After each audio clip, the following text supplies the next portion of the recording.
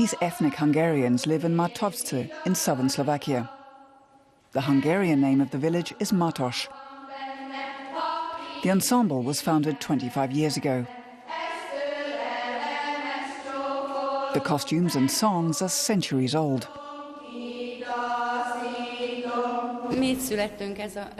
We were born here and this is our culture. It's important for us to preserve it. You'll find these clothes and these dances only in our village, nowhere else.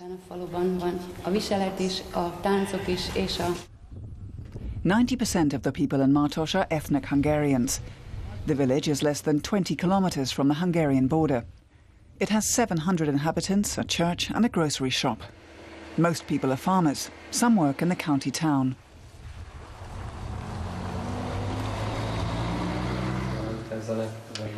The pastor is an ethnic Hungarian and Slovak citizen. He and his wife teach the children in Hungarian. Apart from reading and writing, they want to teach Hungarian customs and history. The pastor is keen to become a Hungarian citizen too.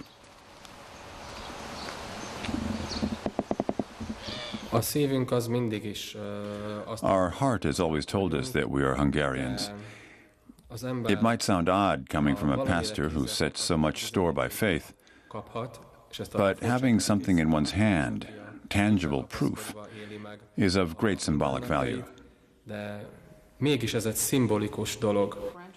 But as a pastor, he is an employee of the Slovakian state and would lose his job if he got a Hungarian passport. Slovakia says that if its ethnic Hungarians become Hungarian citizens, they will lose their Slovakian citizenship. The pastor's mother is also torn. The family has always been upset that after the collapse of the Austro-Hungarian Empire, the Treaty of Trianon in 1920 assigned their region to Slovakia and not Hungary. Trianon is with us all the time, but we don't like to talk about it. It's a wound that will never heal on the body of the Hungarian nation. Those of us who remain outside the borders of modern-day Hungary believe it was a terrible injustice. Many ethnic Hungarians abroad find Hungary's offer of citizenship appealing. Béla Keszeg, for example. He edits a Hungarian-language news website in Komárno, the county town near Matovce in Slovakia. He says what Hungarian Prime Minister Viktor Orban is doing is a legitimate effort to strengthen the Hungarian nation within and beyond his country's borders. It gives Hungarians in other countries a sense of security, like children who feel their parents care about them. We can always count on our Hungarian homeland, even if a Hungarian passport doesn't bring any specific advantages. Having one can bring very real disadvantages. In Slovakia, it means losing the right to vote, and it doesn't allow the bearer to vote in Hungary either.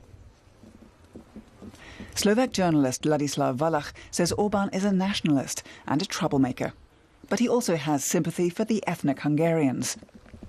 We have to acknowledge that we had a government here in Slovakia that was not exactly well disposed to ethnic minorities. The Hungarians had to do whatever they could to maintain their identity.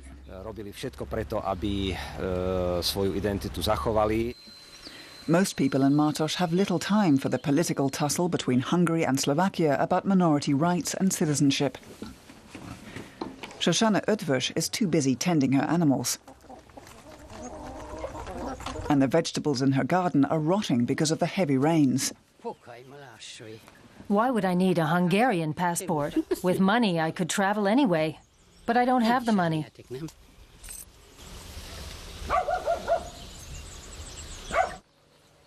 Her neighbours, Mr. and Mrs. Thatchko, aren't that interested either. They say people get along just fine in the village. We live here. My husband is Slovak and I'm Hungarian. We've been together for 37 years. Nationality and citizenship have never been an issue. And they say that is how it should be.